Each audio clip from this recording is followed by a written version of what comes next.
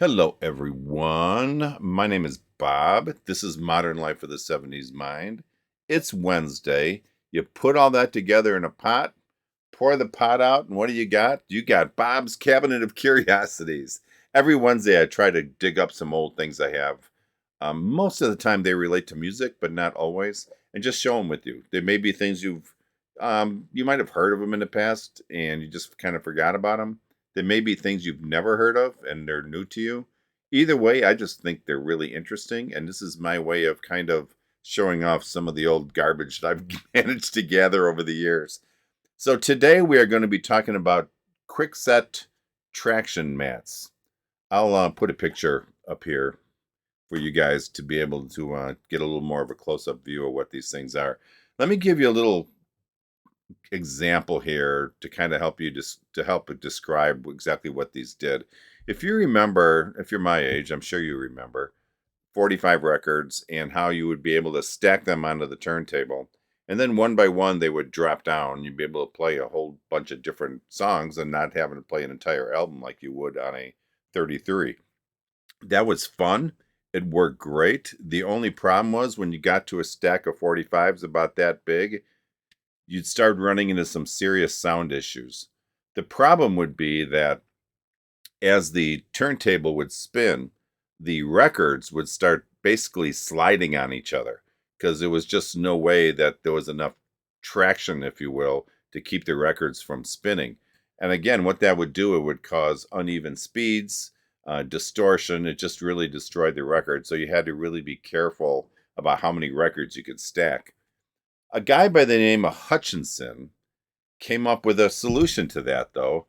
This is the Hutchinson adapter. This wasn't the first adapter that was made. The first adapter was made by the Chicago record company, I think it was Chicago, and it was a metal adapter. This was a plastic adapter, and what made this one unique was that, and I know you can't see it, but there's little dimples on it, and those are called drive pins.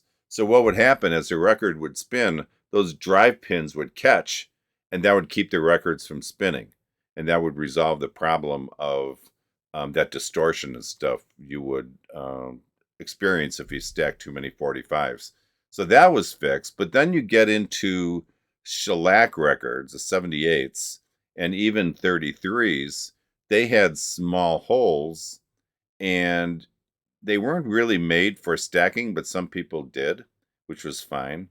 And like the 45s, if you stacked too many of them, they would start to spin. And this would do nothing for a 33 record because 33 records came with small holes. These adapters basically made the 1.5-inch hole a small hole for the small spindle. So you were basically stuck with larger records that would spin and no way to stop them from doing that. Until the Grip-Sette Traction Mats. Let me open this up and show it to you. Basically what this is a piece of felt, and on the back there's a sticker, so you would peel this off. And what you would do, you would take two of these and you would put one on one side of the record and one on the other. So every record would have these on each side. So let's say this is the top. This is the top of a record. You're not going to see it. This is the top. It's backwards. I'm so good at this. This is the top of the record, and say this is the other record. This would come down and it would hit.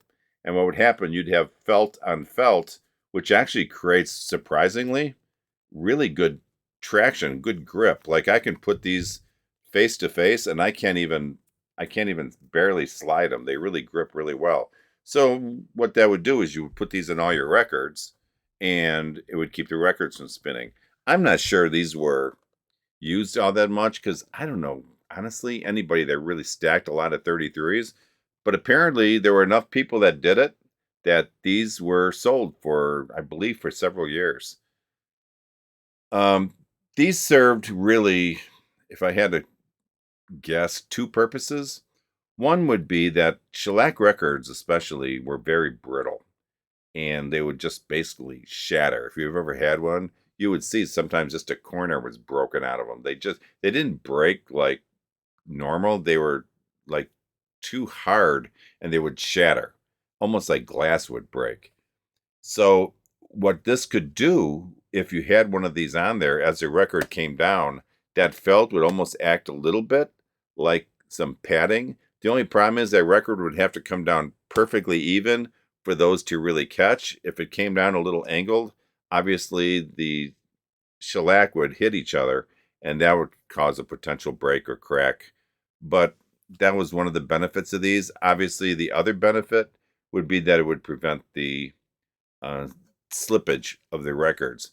So I was thinking about this, and I think there's a defect in these because what happens is these are pretty thin, but if you have a few of them, what these would do, because you're going to have two on each record.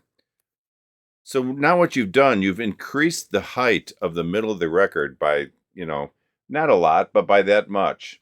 But if you stack 3 or 4 records up and they all have these, the center of your records are going to be thicker than the sides. So you're going to have air on all the sides, which would mean that the record would tip. And I'm not sure, I've never used these, so I'm not sure how bad that would be. But just thinking about this just doesn't seem like it would be very efficient unless you're only using like 2 or 3 records. And I think it would probably be fine. Again, I wouldn't stack shellac records for anything because they can break like that and break into a lot of pieces. And I've got records over here stacked that I could show you what happens. But anyway, so that's what these were about, the Grip-Sette Traction Mats. You know what? Give them credit for trying to come up with something. I've seen stranger things that they came up with to try to resolve problems, especially record repeaters. I did a review on those. You may want to check that out. Those were pretty interesting. And the mechanics that went into some of these things were just nuts back in the day because they really didn't have the technology like we have now. Bottom line, MP3s are way easier. You can play a million songs and you're fine. So anyways, I hope you enjoyed this. Let me know in your comments if you've seen these before or if you've used them and what kind of luck you had with them, because I'm just not convinced these were really worth the money. Just my thought. Who knows? All right, guys, thanks for the listen. If you like, please like and subscribe. I would really appreciate it. And if you would click that notification bell, you'll be notified anytime I release some new content. I will do my very best to have another Bob's Cabinet of Curiosities episode next Wednesday. All right, guys, have a good night. Peace out. I will talk to you next time. Bye.